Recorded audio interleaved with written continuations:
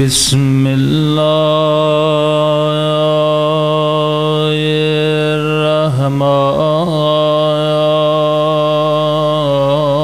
الرحمن الرحيم.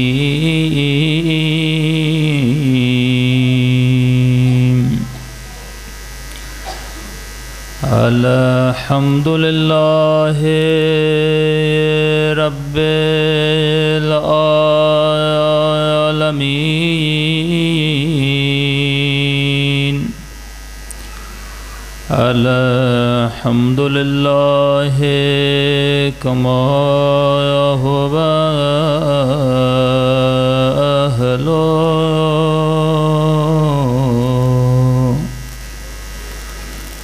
الصلاة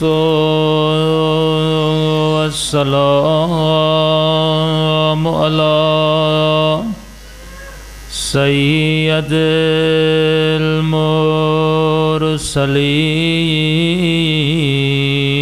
المرسلين وخاتم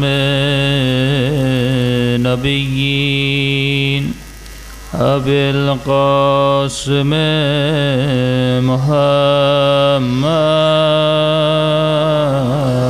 اللهم صل على محمد وعلى آله الطيبين الطاهرين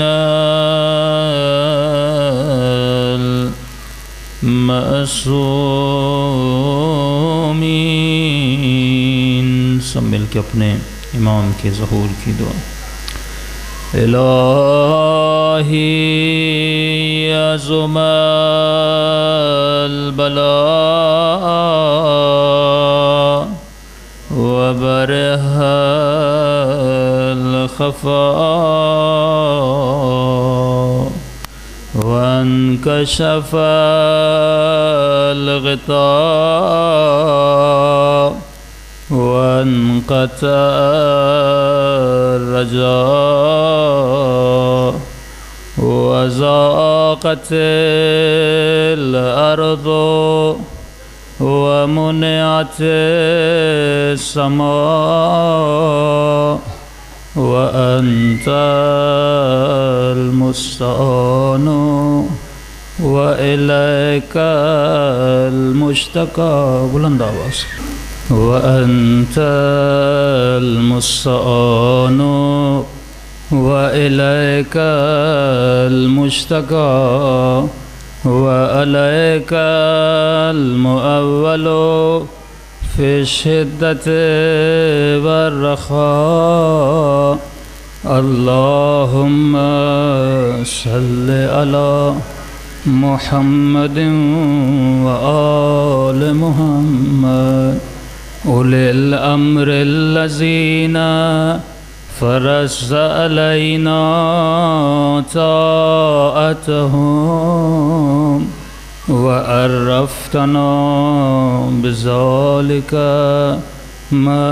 منزلتهم ففرج عنا بحقهم فرجا عاجلا قريبا كلمح البصر أو هو أقرب. سب مل کے یا محمد یا علی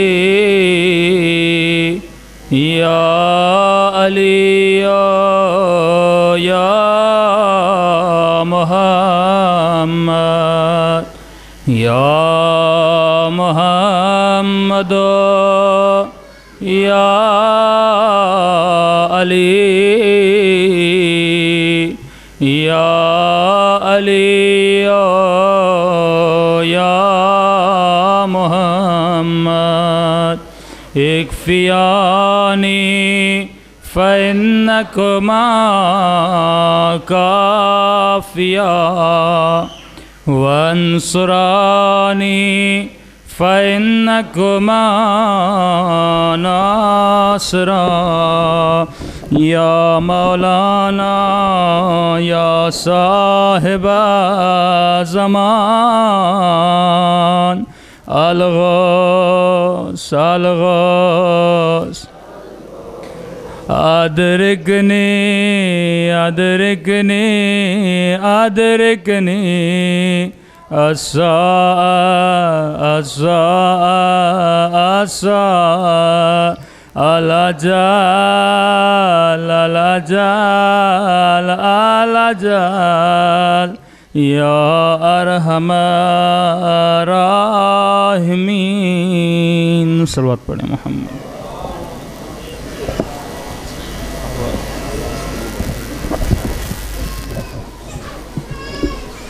بسم اللہ الرحمن الرحیم. رب اشرح لی صدری ویسر لی امری واحلل عقدۃ من لسانی یفقهوا قولی. اما بعد فقد قال اللہ تبارک و تعالی فی محکم کتابہ المجید وفرقانہ الحمید وقولہ الحق وهو اصدق الصادقین. بسم اللہ الرحمن الرحیم. ان فی خلق السماوات والارض واختلاف اللیل والنہار لآیات لأولی الالباب الذین یذکرون اللہ قیاما وقعودا وعلی جنوبہم ویتفکرون فی خلق السماوات والارض ربنا ما خلقت ھذا باطلا سبحانک فقنا عذاب النار. صلوات پڑھیں محمد وآل محمد.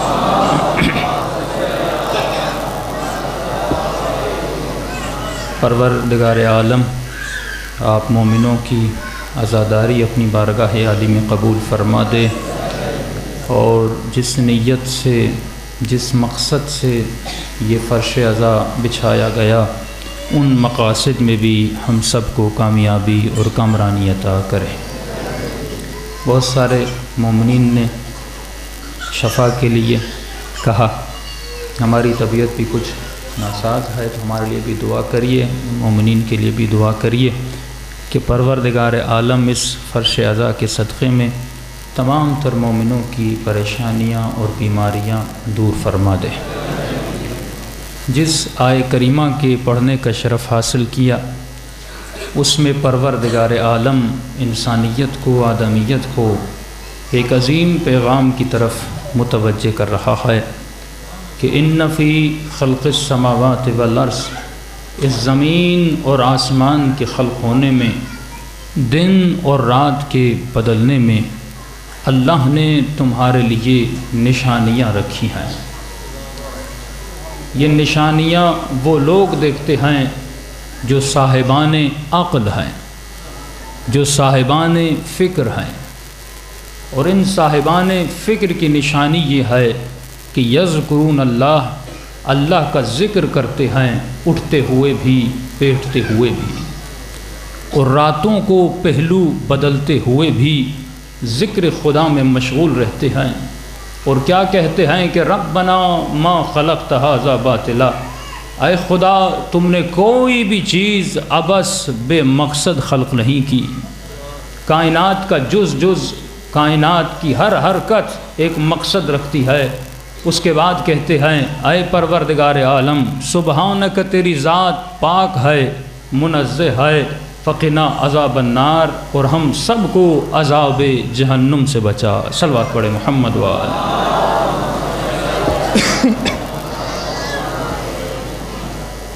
یہ آیت مسلمان کو، انسان کو دعوت فکر دے رہی ہے کہ انسان صرف ذکر کافی نہیں ہے. اگر کسی منزل تک پہنچنا چاہتے ہو تو پہلے فکر کرو، اس کے بعد ذکر کرو. لیکن ہماری عادت یہ ہے کہ پہلے ذکر کرتے ہیں اس کے بعد فکر کرتے ہیں. مجلس حسین میں آ کر یا حسین کہنا یہ ذکر ہے، لیکن رات کے اندھیروں میں بیٹھ کر کربلا کے پیغام کو سمجھنا یہ فکر ہے. اس دور میں ذکر کرنے والے مسلمان تو بہت ہیں، لیکن فکر کرنے والے مسلمان بہت کم ہیں. اور امام کا ایک جملہ ہے، اس کا مفہوم یہ ہے کہ اسلام کو سب سے زیادہ جس نے نقصان پہنچایا وہ ذکر کرنے والے مسلمان تھے.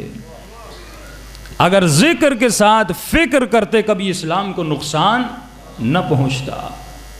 ملتا ہے مولا علی ایک جنگ کے میدان میں خیمے کے اندر بیٹھے ہوئے تھے، اپنے جرنیلز کے ساتھ بیٹھے تھے، میٹنگ چل رہی تھی کہ حملہ کرنا ہے، کب حملہ کرنا ہے، اسٹریٹجی بنا رہے تھے کہ اچانک ایک بوڑھا خیمے کے اندر آتا ہے اور کہتا ہے یا علی مجھے کوئی عقیدے کا سوال کرنا ہے۔ جتنے جنرل سے سب پریشان ہو گئے، سب پہ ناگوار گزری، اور ایک دن کے بعد جنگ ہے، ہم اسٹریٹجی بنا رہے ہیں کہاں پر حملہ کرنا ہے، دشمن کہاں پر حملہ کرے گا، یہ عقیدے کا سوال کرنا ہے تو محراب میں کرو، عقیدے کا سوال کرنا ہے تو جا کر مسجد میں کرو۔ میدان کے جنگ میں کوئی عقیدے کا سوال کرتا ہے، میدان کے جنگ میں کوئی فقہی سوال کرتا ہے۔ مولا علی نے سب کو بھانپ لیا، بس اتنا کہنا تھا۔ مولا نے بوڑھے کو کہا آگے آ جا، میں نے میدان جنگ میں آیا ہی اسی لیے ہوں تاکہ لوگوں کے عقائد کے مسائل کو حل کیا جائے۔ علی یہ جنگ اسی لیے لڑ رہا ہے تاکہ عقیدوں کے مسائل حل ہو جائیں، تاکہ توحید کا مسئلہ حل ہو جائے، تاکہ نبوت کا مسئلہ حل ہو جائے، تاکہ ولایت کا مسئلہ حل ہو جائے۔ تو مولا علی نے ہر میدان میں یہ پیغام دیا کہ جب تک انسان فکری طور پر ارتقاء پیدا نہیں کرتا تب تک اس کا کوئی ذکر قابل قبول نہیں ہے۔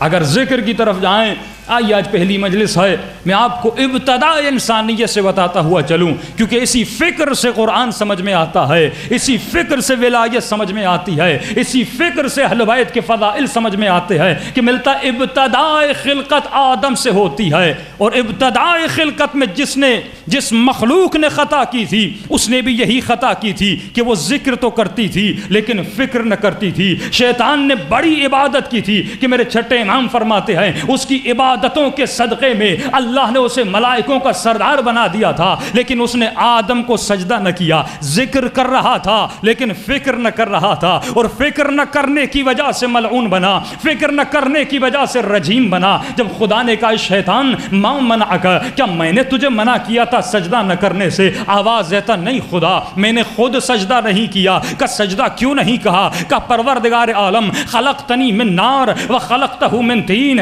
تو نے مجھے آگ سے بنایا ہے، اسے مٹی سے بنایا ہے، آگ مٹی سے افضل ہے۔ تو شیطان کی سب سے پہلی غلطی یہ تھی کہ خود کو افضل سمجھ رہا تھا۔ سب سے پہلی غلطی کہ خود کو افضل سمجھنا۔ ادا نے کہا اچھا کس طرح تو افضل ہے؟ کہ میں آگ سے ہوں، یہ مٹی سے ہے، آگ کو جلاؤ اوپر کی طرف جاتی ہے، مٹی کو پھینکو نیچے کی طرف آتی ہے۔ اللہ کی آواز آئی کہ میں نے آگ کو کس سے بنایا ہے؟ میں نے آگ کو درخت سے بنایا ہے۔ اے شیطان درخت کس سے بنتا ہے؟ درخت مٹی سے بنتا ہے۔ ارے مٹی سے بن کر، تراب سے بن کر تراب کے مقابلے میں جا رہے ہو۔ تو علماء فرماتے ہیں جو تراب کے مقابلے میں گیا خدا نے اسے شیطان کہا۔ اب تصور کرو جو بو تراب کے مقابلے میں جائے گا، یقیناً وہ شیطان سے بھی بدتر ہوگا۔ خدا نے کہا میں عادل کی کرسی پر بیٹھا ہوں، اے میں تیرا عادل خدا ہوں، کبھی افضل کو مفضول کے سامنے سجدہ کرنے کے لیے نہیں کہتا، میں کہوں گا پروردگار عالم اے میرے اللہ، شیطان نے ایک سجدہ نہیں کیا تھا، تو نے اسے رجیم بنا دیا، تو نے اسے ملعون بنا دیا، تو نے اسے اپنی جنت سے نکال دیا، تو نے اسے اپنی دربار سے نکال دیا، لیکن اے پروردگار عالم ہم نے تیرے ہزاروں سجدے چھوڑے ہوئے ہیں، پھر بھی تیری دربار میں آتے ہیں، توبہ کے طلبگار ہیں، پھر بھی تیری دربار میں آتے ہیں اور یہ تقاضا کرتے ہیں اے خدا ہمیں بخش دے۔ اللہ کی آواز آئے گی اگر شیطان نے میرا سجدہ نہ کیا ہوتا میں شیطان کو بخش دیتا، لیکن شیطان نے غلطی یہ کی تھی کہ مجھے مان کر میرے بنائے ہوئے کو نہیں مانا تھا۔ جو مجھے مان کر میرے بنائے ہوئے کو نہیں مانے گا اس کا وہی حال کروں گا جو میں نے شیطان کا حال کیا تھا۔ میں کہوں گا پروردگار عالم اتنی سختی، اللہ کی آواز آئے گی اگر آج میں شیطان کو بخش دیتا، کل اگر کوئی اور میرے بنائے ہوئے کو نہ مانتا تو اسے بھی بخشنا پڑتا۔ تو خدا نے ازل سے ابد تک ایک قانون بنا دیا، ایک اصول بنا دیا کہ جس نے آدم کو نہیں مانا اس کی بھی ساری ذکری عبادتیں ختم، اور جو من کن تو مولا کو نہ مانے گا۔ یہی تو وجہ ہے نا کہ رسول خدا کے ایک بہت پیارے صحابی جب نبی خدا کے پاس آتے ہیں اور اسی جرم میں بھی ان کو شہید کیا گیا۔ خالد ابن ولید نے نبی خدا کے پاس آتا، یا رسول اللہ مجھے بتائیے کہ ایمان کس طرح مکمل ہوتا ہے۔ بڑی لمبی چوڑی حدیث ہے، نبی فرماتے ہیں 5 وقت کی نماز کو بجا لا، حج کو بجا لا، زکوٰۃ کو بجا لا، بڑوں کا احترام کرو، چھوٹوں کا احترام کرو، بیوی کے حق کو ادا کرو، بھائیوں کے حقوق کو ادا کرو، حقوق اللہ ادا کرو، حقوق العباد ادا کرو، تمام تر چیزوں کو بتا کر کہتے ہیں یا رسول اللہ کیا اب میں جنتی بن گیا؟ نبی فرماتے نہیں، ایک شرط باقی ہے، قبولیت عبادت ایک شرط ہے۔ کہا یا رسول اللہ کون سی شرط ہے؟ وہاں سے مولائے متقیان گزر رہے تھے، نبی نے علی کے چہرے کی طرف اشارہ کیا کہ جب تک اس کی معرفت اور محبت تیرے دل میں نہیں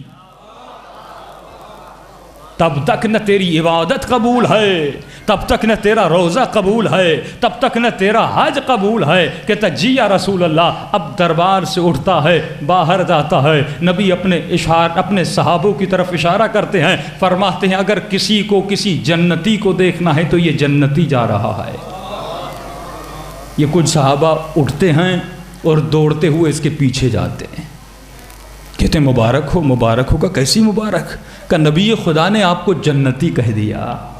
کہ یہ کون سی بڑی بات ہے، وہ تو جنت کے سردار ہیں، جسے چاہیں جنت دیں۔ کہ نہیں بات کچھ اور ہے۔ کہ کون سی بات ہے؟ کہ کیونکہ آپ ہیں جنتی، ہم آپ کی خدمت میں آئے ہیں کہ ہمارے لیے دعا کریں شاید ہم بھی جنتی بن جائیں۔ بس اتنا کہنا تھا۔ اس نے غیظ و غضب میں کہا کہ خدا کا غضب ہو تمہارے اوپر، مالک جنت کی دربار سے اٹھ کر غلاموں کے پاس آئے ہو۔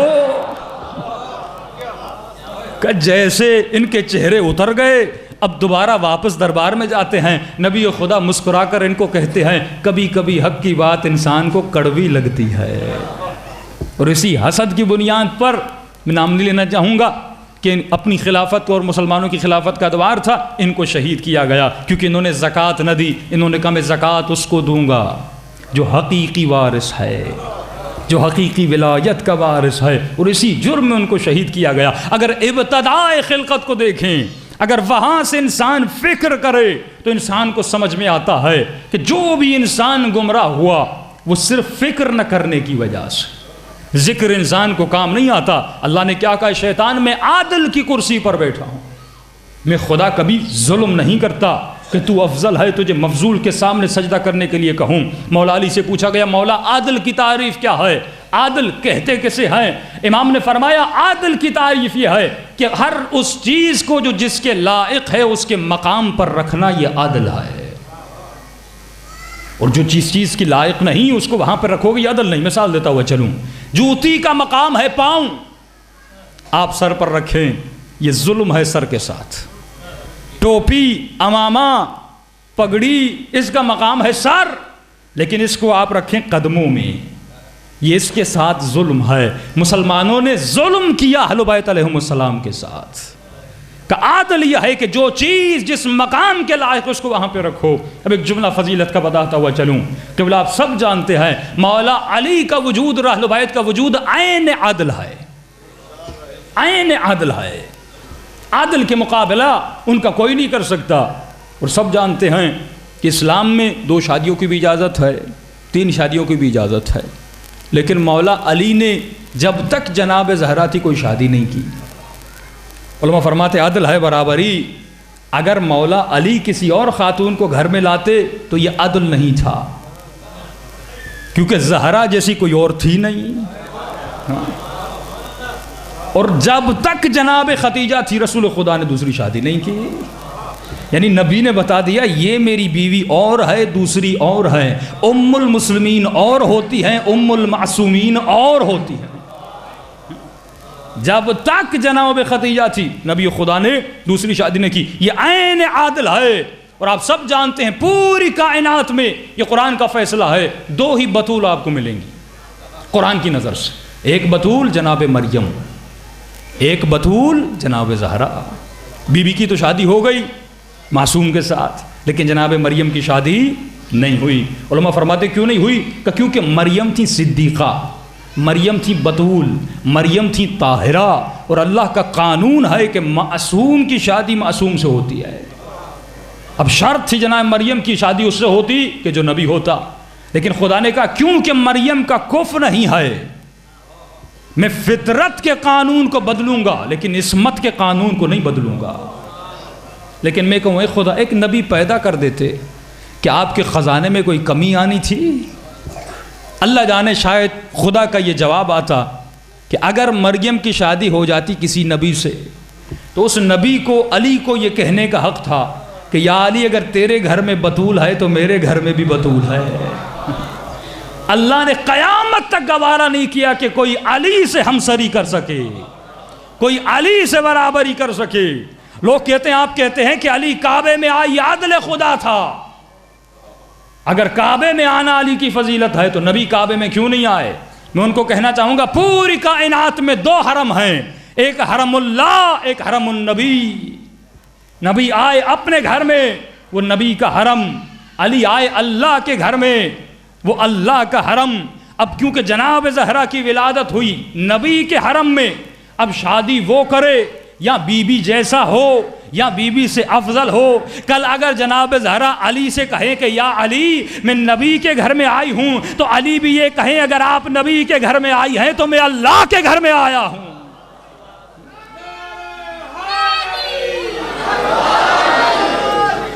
اگر آپ نبی کے گھر میں آئی ہیں تو میں علی اللہ کے گھر میں آیا ہوں۔ ہر چیز کو کائنات میں عدل کے ذریعے سے، نظم کے ذریعے سے ناپا گیا۔ اب یہ جو میں نے جملے کہے کہ قرآن میں اجازت ہے دو شادیاں کریں، مرد حضرات کافی خوش ہوتے ہیں ان جملوں سے، کمسنا او ثلاث و رباع، دو تین چار شادیاں کرنا چاہو تو کر دو، لیکن وَإِنْ خِفْتُمْ، اگر ڈرتے ہو کہ عدل نہ کر سکو، فواحدہ، پھر ایک کافی ہے۔ صلوات پڑھے محمد و آل محمد۔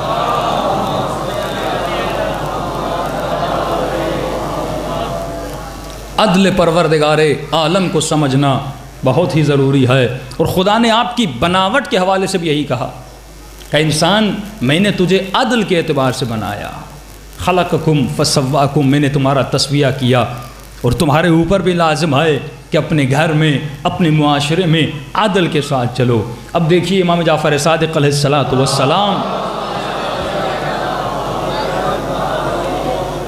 مولا فرماتے ہیں کہ اللہ نے تمہاری آنکھوں کو وہاں رکھا جہاں رکھنی چاہیے تھی، تمہارے کانوں کو وہاں رکھا جہاں رکھنے چاہیے تھے۔ اب تصور کیجئے اگر آنکھیں یہاں پر ہوتی تو انسان دیکھتا کس طرح، اگر منہ ماتھے پر ہوتا تو ہمیں حیوانوں کی طرح کھانا ہوتا، اگر کان آگے پیچھے ہوتے تو انسان کو اللہ نے بنایا پورے عدل کے اعتبار کے ساتھ۔ اب اگر میں کسی مسلمان کو کہہ دوں، عام سی مثال دیتا ہوا چلوں، کہ قبلہ کسی کی آنکھ نکل گئی، اب میں کہوں قبلہ آنکھ کی جگہ پر کان لگا دو، تو مانے گا کوئی مسلمان؟ کہے گا بھائی یہ کیسے بے وقوفی والی باتیں کر رہے ہیں، آنکھ کی جگہ آنکھ آتی ہے، جو آنکھ کا کام ہے وہ کان کا کام نہیں ہے۔ اگر کان کٹ گیا کہوں کان کی جگہ پہ ناک لگا دو، تو کہے گا کان کی جگہ پہ کان، آنکھ کی جگہ پہ آنکھ۔ جو آنکھ کا کام ہے وہ کان نہیں کر سکتے، جو کانوں کا کام ہے وہ آنکھیں نہیں کر سکتی، جو ناک کا کام ہے وہ کوئی اور عضو نہیں کر سکتا، ہر عضو اپنا کام کرتا ہے۔ تو ہم بھی یہی کہتے ہیں کہ معصوم کی جگہ پر معصوم کو بٹھا، عادل کی جگہ پر عادل کو بٹھا، عالم کی جگہ پر عالم کو بٹھا، جاہل کی جگہ پر جاہل کو بٹھا، جو جس کا کام ہے وہ اسی سے لے۔ اب اگر میں کسی شخص کو کہوں، اس کی آنکھ پر آ کر پھول رکھ دوں اور کہوں سونگ کے بتا اس میں خوشبو کتنی ہے، تو کہے گا قبلہ یہ آپ کیسی باتیں کریں، آنکھ کا کام سونگنا نہیں ہے، دیکھنا ہے۔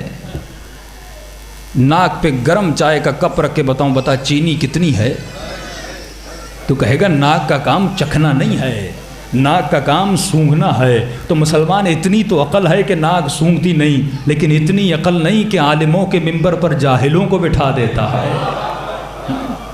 جو کام عصمت سے لینا ہے وہ تو کام غیروں سے لیتا ہے۔ تو اگر عدل الہی کو انسان سمجھ جاتا، اگر قانون عصمت کو سمجھ جاتا، اگر قانون ولایت کو سمجھ جاتا تو انسان کبھی گمراہ نہ ہوتا۔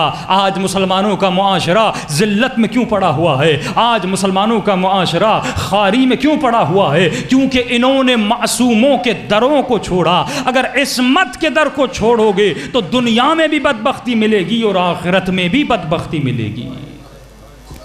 یہی وجہ ہے کہ میرے معصوم امام فرماتے ہیں اگر دنیا اہل بیت کے دروازے کو نہ چھوڑتی کبھی دنیا گمراہ نہ ہو جاتی۔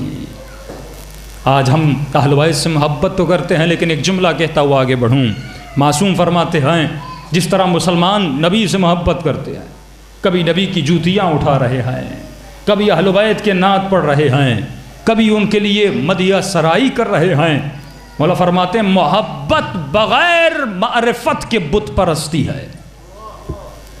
محبت بغیر معرفت کے بت پرستی ہے۔ ایک ہندو جو کسی بت کی پوجا کرتا ہے، اس پہ پھول بھی چڑھاتا ہے، پتیاں نچھاور کرتا ہے، اپنا پیسہ قربان کرتا ہے، بڑے بڑے میل جا کر کسی بت کدے کی طرف جاتا ہے تاکہ مجھے زیارت ہو جائے، لیکن اسے معرفت نہیں ہے کہ یہ بت ہے، اس بت کی معرفت نہیں ہے، یہ کیسے بنا، اس میں کیا ہے۔ مولا فرماتے ہیں بغیر معرفت کے محبت بت پرستی ہے، کیونکہ خالی محبت انسان کو کام نہیں آتی جب تک ہمارے وجود میں معرفت نہ پائی جائے۔ کیا کوفے والوں کو حسین ابن علی سے محبت نہیں تھی لیکن معرفت نہیں تھی۔ ایک ایسا شخص بھی ملتا ہے میدان کربلا میں کہ آخری رات تک امام حسین کے خیمے میں موجود تھا، لیکن امام کہتے اگر جانا ہے تو چلے جا، کہتا نہیں یا حسین، جب تک یہ تعداد آپ کے ساتھ ہے میں رہوں گا، لیکن جب میں دیکھوں گا آپ تنہا ہو گئے اور شکست کے قریب ہیں میں آپ کو چھوڑ کے چلا جاؤں گا۔ اور یہی ہوا، جب امام کے سارے اصحاب شہید ہو گئے، مولا تک و تنہا رہ گئے، اس وقت کہتا حسین مجھے اجازت دیجئے، مجھے جانا ہے، کیونکہ میں آپ کی موت دیکھ رہا ہوں، میں آپ کا مرنا دیکھ رہا ہوں، میں مرنا نہیں چاہتا، یہ شکست ہے۔ کیونکہ امام کی معرفت نہیں تھی، محبت تھی، جب تک محبت تھی ساتھ تھی، لیکن جن کے دلوں میں معرفت تھی وہ یہی جملہ کہتے تھے کہ موت کیا ہے، فرمایا احلا من العسل، شہد سے زیادہ میٹھی۔ جن کے پاس معرفت تھی، ہاتھوں میں ہتھکڑیاں ہیں، کمر میں لنگر ہے، پاؤں میں بیڑیاں ہیں، کہ مولا سجاد کا یہ جملہ رونے کے لیے کافی ہے کہ کوفے سے شام، کربلا سے کوفہ، مولا فرماتے ہیں میں رکوع کی حالت میں گیا ہوں، لیکن اتنی مظلومیت کے بعد بھی ایک جملہ فرماتے ہیں، جب بی بی زینب کو مسخرہ طور پر یزید مزاحیہ طور پر کہتا ہے کہ زینب دیکھا اللہ نے تیرے ساتھ کیا کیا، عجیب جملہ ہے، فرماتی ہے ما رأیت الا جمیلا، میں نے حسن کے علاوہ کچھ نہیں دیکھا۔ یہ کیسا حسن ہے، یہ معرفت سے ملتا ہے۔ آج ہم موت سے ڈر جاتے ہیں، آج ہم موت سے خوف زدہ ہو جاتے ہیں، کیوں؟ فکر نہیں ہے۔ اگر فکر ہوتی انسان کبھی موت سے نہ گھبراتا۔ امام فرماتے ہیں اے مومن اپنی فکر کو ارتقا کر، جب فکر میں معرفت آ گئی اب جب ذکر کرو گے اس ذکر میں لذت بھی ملے گی۔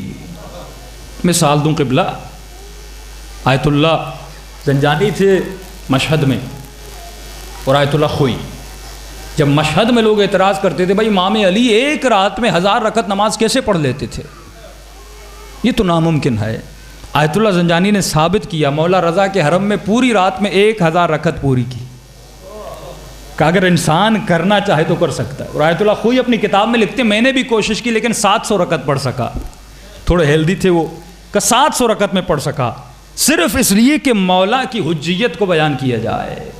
کلی اگر عبادت کرتے تھے اے انسان تو بھی کر سکتا اگر زحمت کر، اگر 1000 نہیں تو 500 رکعت تو پڑھ سکتا ہے نا، 1000 رکعت نہیں 700 رکعت تو پڑھ سکتا ہے۔ علماء نے اہل بیت کی معرفت کو بیان کرنے کے لیے بیان کیا۔ یہ کرکٹر جو کھیلنے جاتے ہیں نا، کیونکہ کرکٹ کا عشق ہے، جو انسان فٹ بال کا عشق رکھتا ہے، کھیلتے کھیلتے ان کے پاؤں کے گھٹنے ٹوٹ جاتے ہیں، کبھی کبھی انگلیوں کی ہڈیاں ٹوٹ جاتی ہیں، لیکن کیونکہ کرکٹ سے عشق ہے ان کو پتہ نہیں چلتا، گھر پہنچنے کے بعد پتہ چلتا ہے انگلی ٹوٹ گئی ہے۔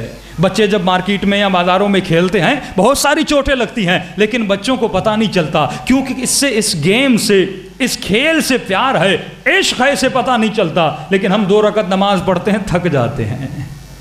اگر عشق ہوتا کبھی تھکاوٹ نہ ہوتی۔ یہ عشق علی تھا نا کہ حالت نماز میں تیر نکالا جاتا ہے لیکن مولا کو پتہ نہیں چلتا۔ مولا فرماتے ہیں عشق نماز، عشق عبادت، عشق اہل بیت تب تیرے وجود میں آئے گا جب اہل بیت کی معرفت تیرے وجود میں آئے گی۔ صلوات پڑھیں محمد و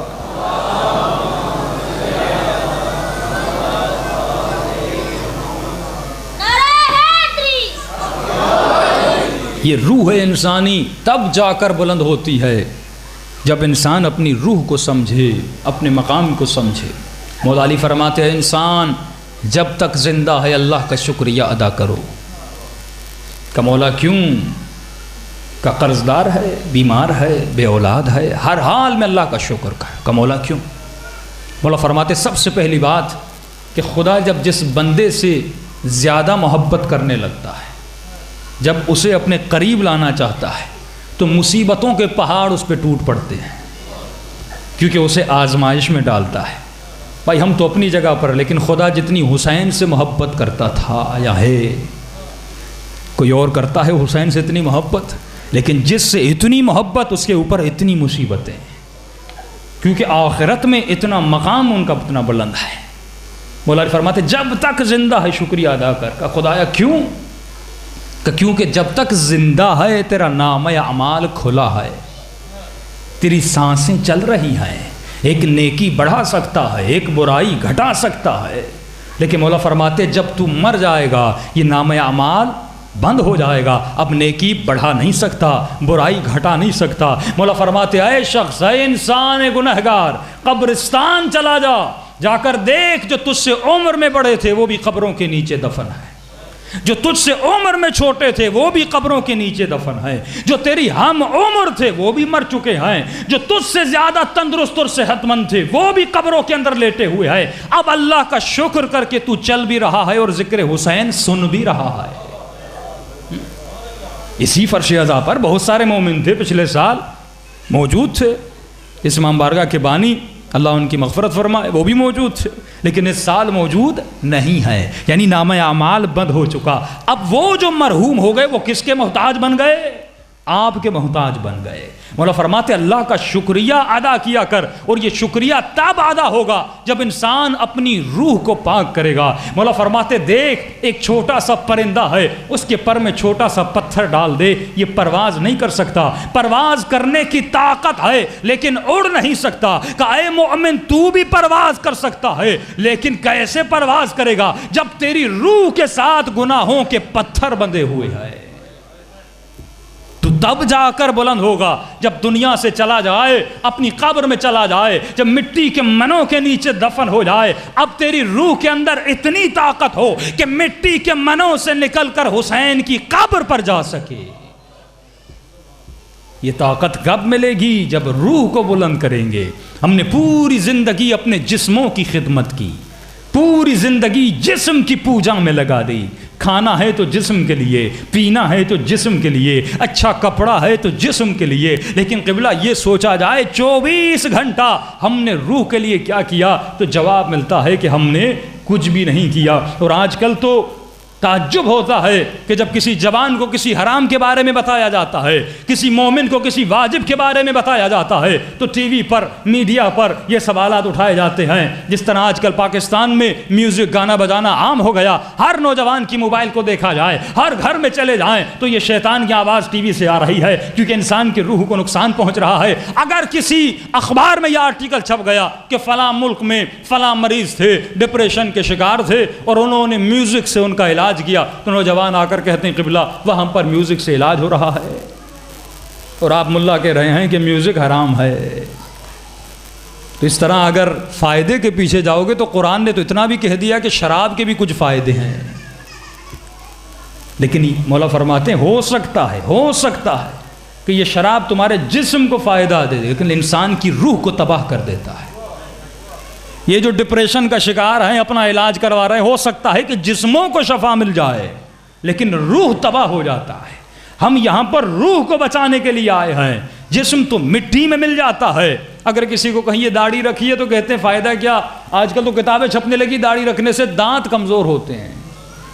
بڑی بات ہے، جس نے دانت دیے اس کو نہیں پتا، اور ہمارے ڈاکٹرز کو اتنا پتا چل گیا کہ داڑھی سے دانت کمزور ہوتے ہیں. بھائی اگر دانت کمزور ہو رہے تھے تو سلمان فارسی کی اتنی عمر تھی، ان کا تو دانت نہیں گرا. اتنے اصحاب رسول پائے گئے، ان کو تو کچھ نہیں ہوا. یعنی عجیب عجیب حربوں سے اسلام کے فقہی مسائل کو، بھائی زیادہ پردہ نہ کرو، پردے سے خواتین کی وٹامن ڈی کم ہو جاتی ہے. اب وہ خاتون کی وٹامن ڈی کم ہوگی جو 24 گھنٹہ معاشرے میں گھومے گی. لیکن جناب زہرا سے پوچھا گیا بی بی خواتین کے لیے بہترین مقام کون سا ہے، بہترین جگہ کون سی؟ بھی فرماتی ہے کنج خانے، یعنی گھر کا کنارہ.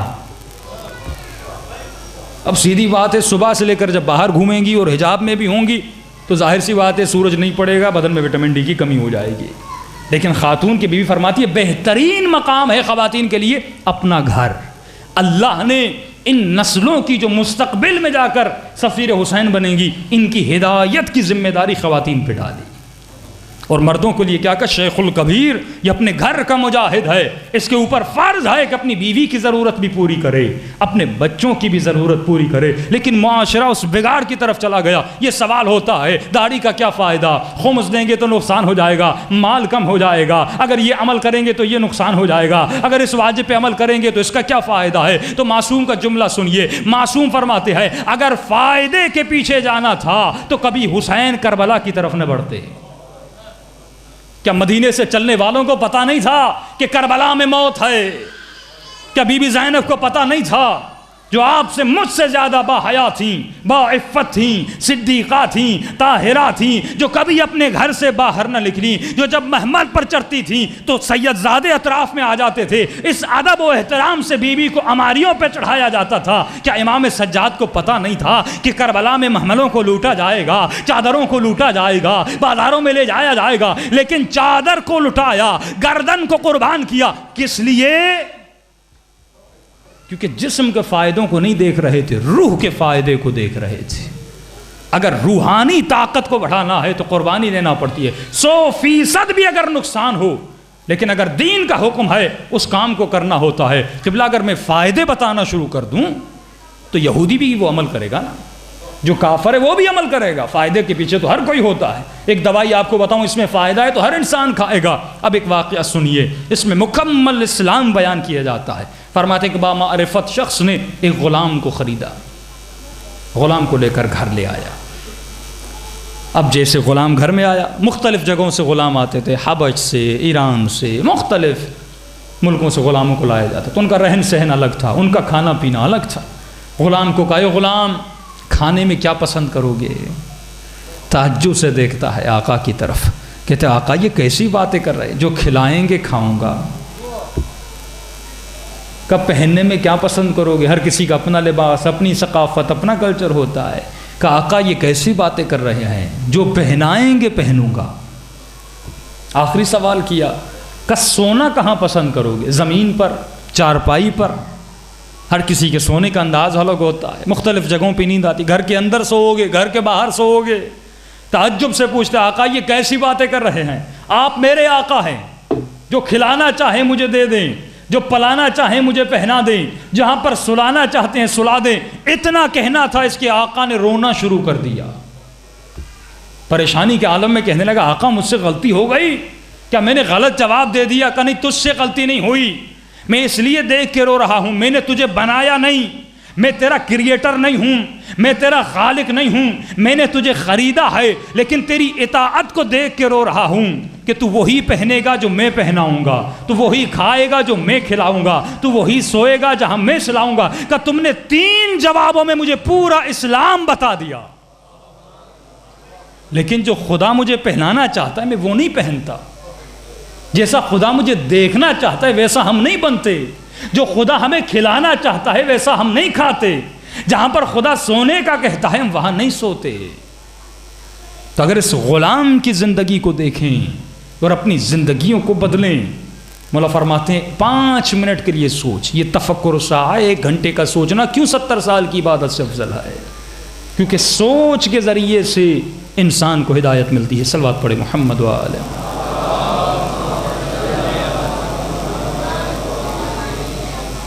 کربلا کا میدان درسگاہ حسین ابن علی ہے. کربلا کے میدان سے اپنے وجود میں انقلاب کو پیدا کریے.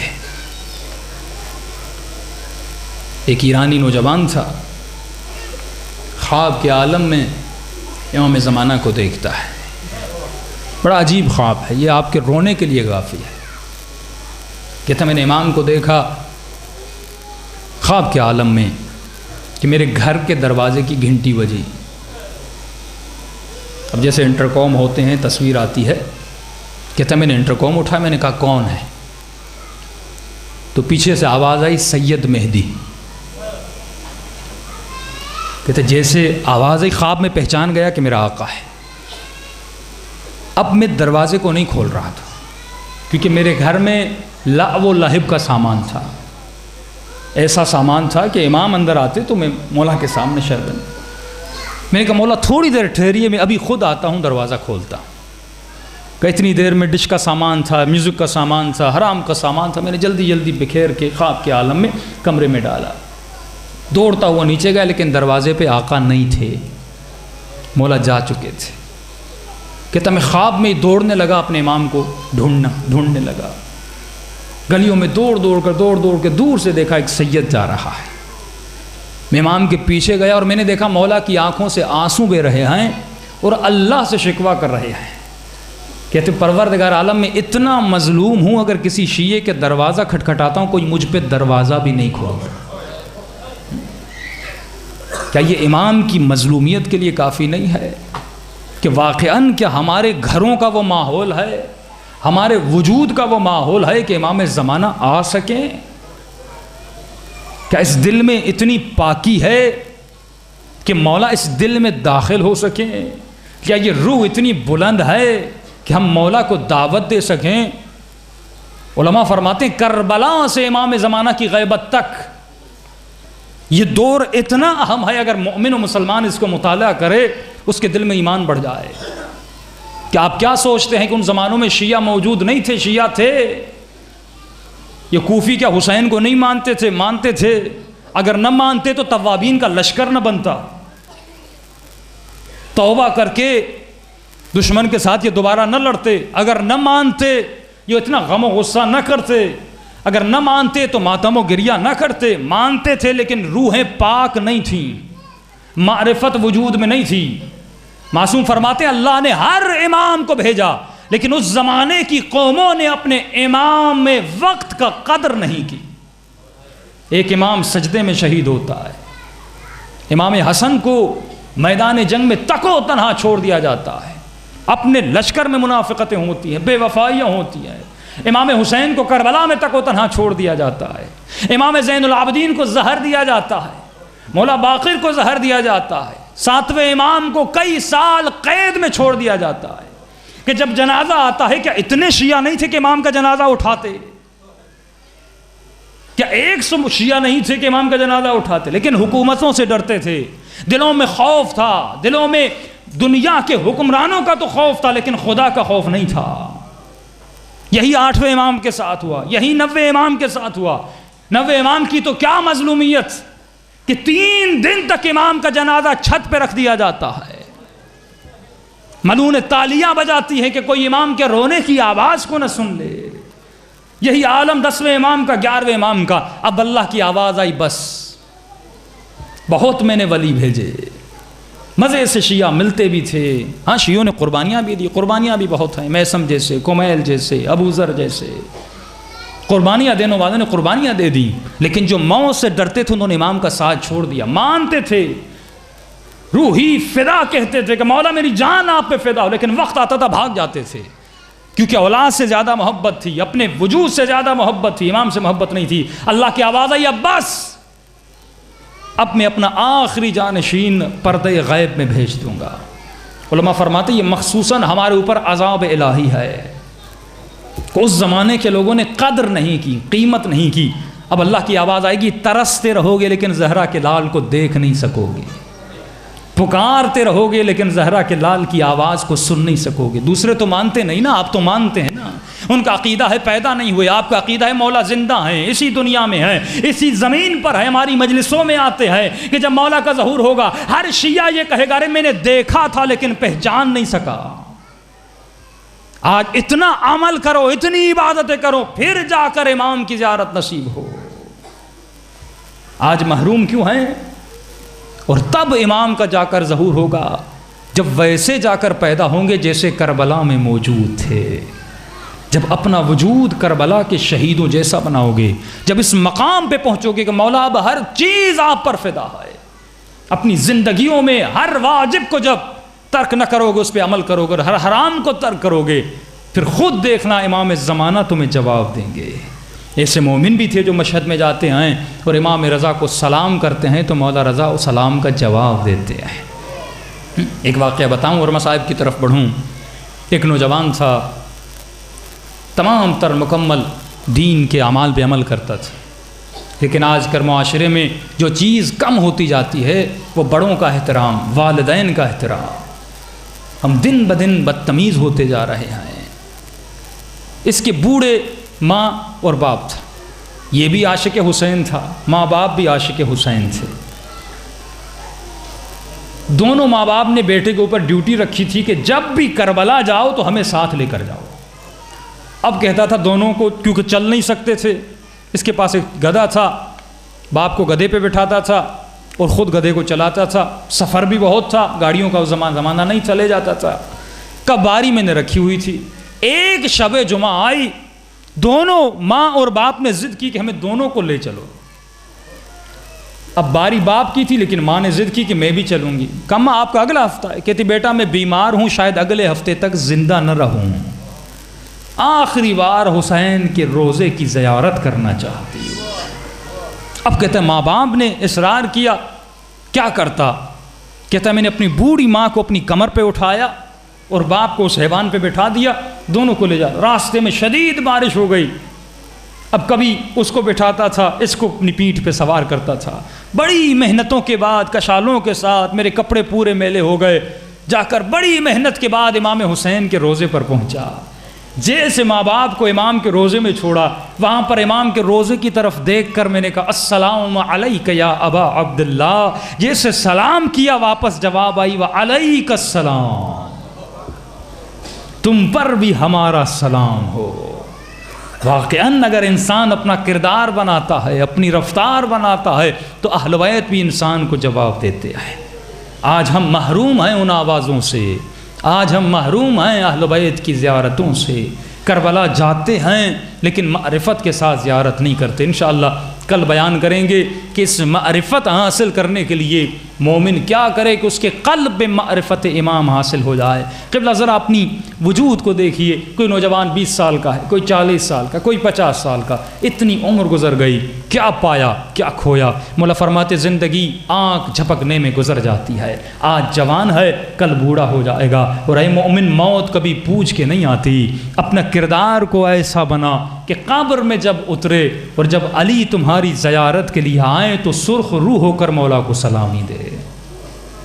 یہ نہ ہو کہ ہمارے کردار کی وجہ سے، رفتار کی وجہ سے اہل بیت ناراض ہو جائیں۔ اور معصوم فرماتے یہ مجلسیں، یہ عزاداریاں، ان کا بھی مقصد ہے، صرف ذکر کے لیے آپ یہاں نہیں آئے، فکر کے لیے آئے ہیں۔ یہ نہیں کہ ذکر سنا، گریہ کیا، مجلس سے واپس چلے گئے۔ مولا فرماتے نہیں، جس مومن کا آج اس کے کل سے بہتر نہیں، اس پہ اللہ کی لعنت ہوتی ہے۔ آپ کا آج آپ کے کل سے بہتر ہونا چاہیے۔ اگر کل 10 برائیاں تھی تو آج 5 کم ہونی چاہیے۔ اگر کل کوئی خاتون بے حجاب تھی آج حجاب کے ساتھ آئے۔ اگر کوئی کل کسی واجب کو ترک کرتا تھا کوئی جوان، آج اس واجب پہ عمل کرے۔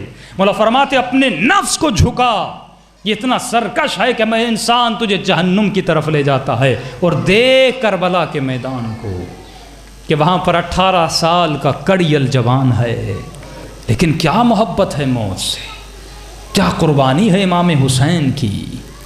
جہاد تو مردوں پہ واجب ہوتا ہے نا، لیکن بیویوں نے جو کربلا میں قربانیاں دی ہیں۔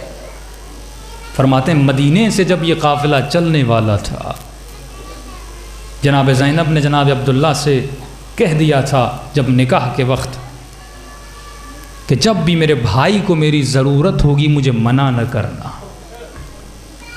فرماتی جب محملوں پہ بیویوں کو چڑھایا جا رہا تھا، وہاں پہ جناب عبداللہ دوڑتے ہوئے آئے اور کہنے لگے آقا زادی ٹھہر جائیے، اس راستے میں آپ کو اکیلا جانے نہیں دوں گا، میرے 2 بچوں کو بھی اپنے ساتھ لے جائیے۔ عجیب معرفت ہے عزیزان محترم۔ حسین مدینے سے چل رہے تھے، سارا مدینہ رو رہا تھا، لیکن صرف حسین کا گھرانہ حسین کے ساتھ چلا۔ معرفت نہیں تھی۔ واقعاً اگر معرفت ہوتی کوئی حسین کو نہ چھوڑتا، اپنی دنیا کو خریدا لیکن اپنی آخرت کو تباہ کیا۔ مجلس حسین میں آ کر آخرت کو حسین ابن علی کے ہاتھوں سے خریدو۔ کہ مولا فرماتے ہیں اے مومن یہ فرش عزا جو ہے نا، جب یہاں پر بیٹھے ہوئے ملائک حسین کی مجلس کے بعد آسمانوں کی طرف جاتے ہیں تو آسمان کے ملائک ان ملائکوں کو کہتے ہیں کہ کہاں سے آ رہے ہو؟ تمہارے وجود سے عجیب خوشبو آ رہی ہے۔ کہتے ہیں ہم فرش عزاں سے آ رہے ہیں۔ تمام تر ملائک جس جگہ پہ مجلس ہوتی ہے اپنے پروں کر عزاداروں کے پاؤں کے نیچے سے مس کر کے دوبارہ واپس جاتے ہیں۔ مولا فرماتے ہیں مجلس وہ مقام ہے جہاں پر دعائیں قبول ہوتی ہیں۔ کہ مولا کیوں؟ کہ کیونکہ مجلس میں ہماری دادی زہرا آتی ہے، اور جب دادی آ جائیں تو تمام تر اولاد اور معصومین بھی آتے ہیں۔ جب آپ دعائیں کرتے ہیں روتے ہیں تو آپ کی دعاؤں کے لیے معصومین آمین کہتے ہیں۔ یہ مقام فرش عزا ہے، یہ نعمت اللہ نے آپ کو دی، کسی اور کو نہیں دی۔ اور ہم یہی عرض کرنے آئے ہیں جناب زہرا کی خدمت میں کہ بی بی جان ہم نے بڑی خطائیں کیں، بڑی غلطیاں کی۔ اس مجلس کے صدقے میں بی بی ہمارے حق میں دعا کریے، ہم ایسے بن جائیں جیسے آپ کے بیٹے امام زمانہ ہمیں دیکھنا چاہتے ہیں، ہم ایسے بن جائیں جیسے امام حسین ہمیں دیکھنا چاہتے ہیں۔ سب مل جائیں۔ اللہم صلی علی محمد و آل محمد، بلند آواز، اللہم صلی علی محمد، اللہم صلی علی محمد و آل، بلند آواز سے اللہم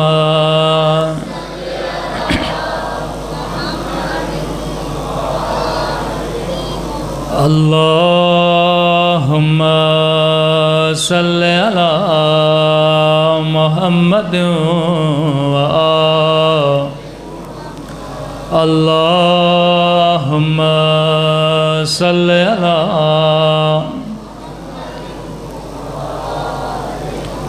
اللہم صلی علی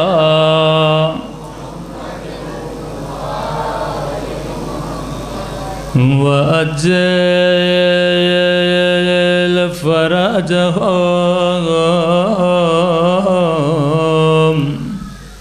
وَأَجِّلْ فَرَجَهُمْ،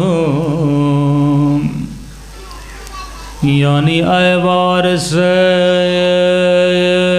خون علی اکبر، مولا امام زمانہ میں شرمندہ ہوں، اے وارث چادر زینب، مولا امام زمانہ میں شرمندہ ہوں، اے وارث جناب سکینہ، مولا امام زمانہ میں شرمندہ ہوں، اے زندان شام کی اندھیری راتوں میں سکینہ کے گریے کے وارث، اے گردن سے بندھی ہوئی ہاتھوں کے وارث، اے زینب کے زخمی ہاتھوں کے وارث، اے حسین کی کٹی ہوئی گردن کے وارث، اے عباد کی زخمی آنکھ کے وارث، اے علی اکبر کے سینے میں لگی برچھی کے وارث، اے علی اصغر کی خشک زباں کے وارث، امام زمانہ میں شرمندہ ہوں، عزیزو آپ پانی روتے ہیں لیکن امام زمانہ فرماتے ہیں مومن میں خون روتا ہوں، میں قربان امام زمانہ کی مظلومیت پہ۔ امام فرماتے ہیں مومن تو سن کے روتا ہے لیکن میں دیکھ دیکھ کے روتا ہوں، مولا مجھے نہیں معلوم آپ نے کیا کیا دیکھا، اللہ جانے زینب کی چادر کا اترنا کیسے دیکھا ہوگا،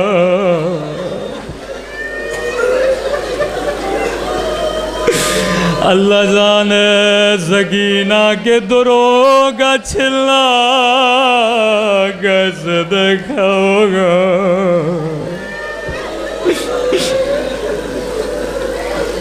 اللہ جانے سید سجاد کا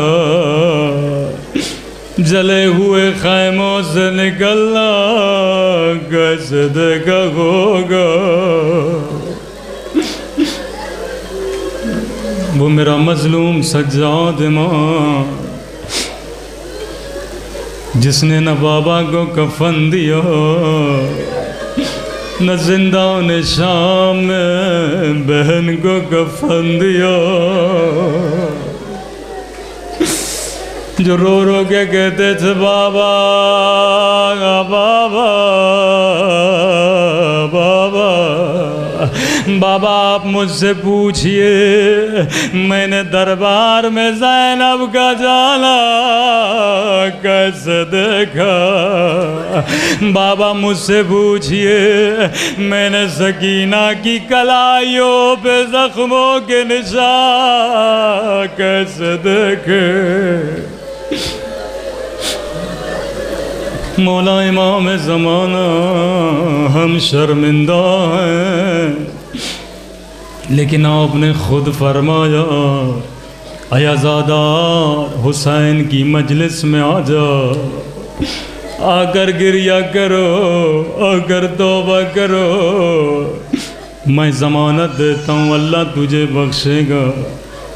لیکن میرے چھٹے امام فرماتے ہیں عزادار اے مومن جب بھی حسین کی مجلس میں گریہ کرو تو گھٹ گھٹ کے نہ رویا کرو، اگر رونا نہ آئے تو رونے جیسی شکل بنا کے رویا کرو۔ امام کا صحابی ہے، رو رو کے رومال گیلا ہو گیا لیکن امام نے فرمایا تو نے رونے کا حق ادا نہیں کیا، کہ مولا حق ادا کیسے ہوگا؟ امام نے فرمایا اس طرح رویا کرو جس طرح میری دادی زہرا فریادیں کر کے روتی ہے۔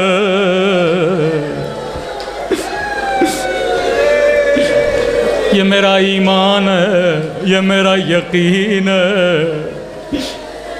جناب زہرا مجلس میں موجود ہیں، چھٹے امام کے جملے ہیں اے مومن ابھی تو رویا نہیں، رونا چاہتا ہے، ابھی تیری آنکھوں سے آنسو نہیں بہے، لیکن تمہارے سروں کے پیچھے وہ ہماری دادی زہرا کھڑی ہو جاتی ہے اور دعا کے لیے ہاتھوں کو بلند کرتی ہے اور دعا کرتی ہے خدا یہ میرے حسین کا عزادار ہے،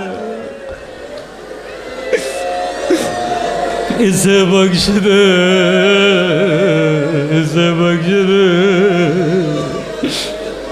بڑے خوش نصیب ہو آج بی بی کی زبان پہ تیرا نام ہے۔ بی بی میں اس قابل نہیں، میں بڑا خطاگار ہوں، ہم بڑے خطاگار ہیں کہ آپ کی زبان پہ ہمارا نام ہو، لیکن یہ حسین کا صدقہ ہے۔ آئی آج خدا کو ایسا واسطہ دیں کہ خدا کبھی رد نہ کرے۔ اے خدا تجھے واسطہ اس درد بھرے منظر کا، جب سادات کا قافلہ مدینے سے چلنے لگا تھا، ایک بیمار بی بی تھی جو ہم شکل زہرا تھی۔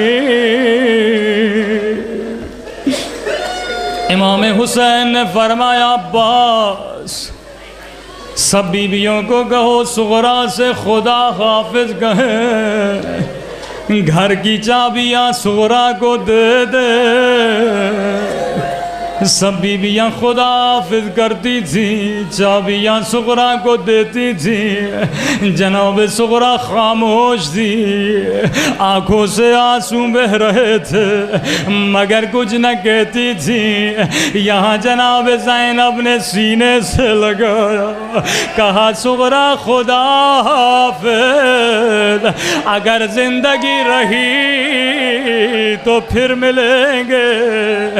جیسے بی بی چلنے لگی، صغرا نے زینب کا دامن پکڑ لیا، کہا پھپھی اماں میں سمجھ گئی میرے بابا کا گھر اجڑنے والا ہے۔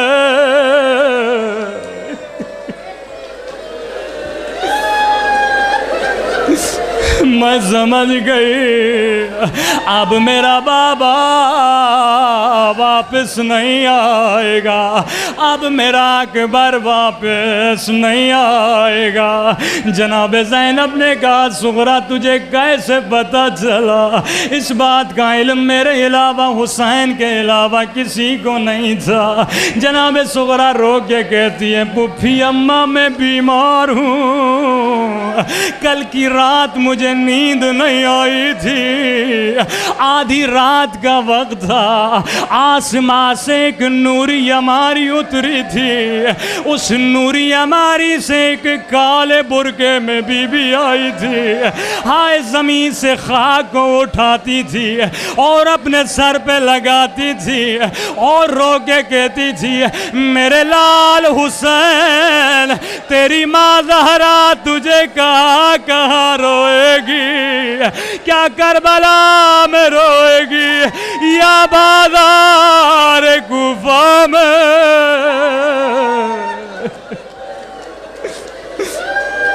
پھپھی اماں میں سمجھ گئی اب میرا بابا واپس نہیں آئے گا۔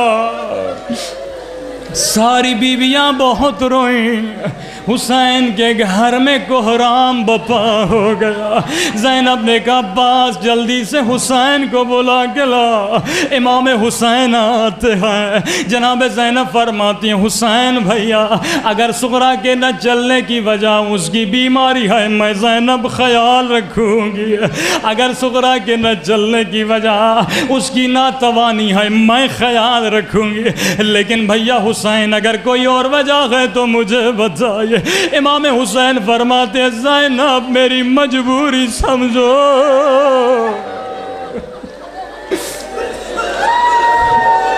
کہ بھیا حسین بتائیے کیسی مجبوری؟ کہ زینب اگر سننے کی طاقت ہے دل پہ ہاتھ رکھ کے سننا، کہ زینب بہن میرے جانے کے بعد تمہارے ہاتھوں میں رسیاں باندھی جائیں گی، تمہارے ہاتھوں کو سروں کے پیچھے باندھا جائے گا اور تمہارے سروں سے چادروں کو چھینا جائے گا، کبھی شرابی کی دربار میں کبھی کوفے کی بازار میں۔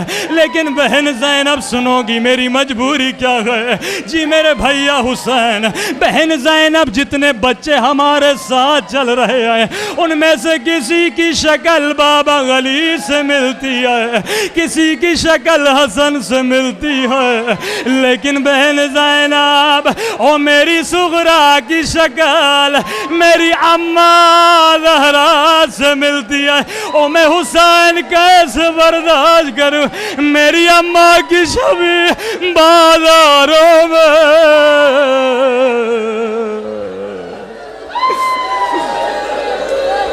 میری اماں کی شبیہ درباروں میں پھرائی جائے.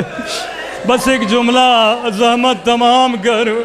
مولا یہ اماں کی شبیہ تھی، اماں نہیں تھی، لیکن برداشت نہیں کیا کوئی صغرا کو تماچے مارے کیونکہ اماں کی شبیہ تھی.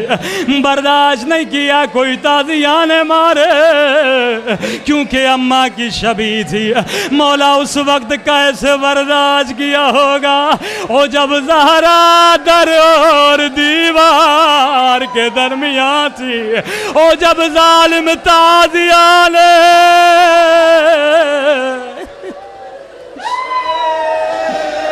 لعنت اللہ علی القوم الظالمین وسیعلم ای منقلب ینقلبون.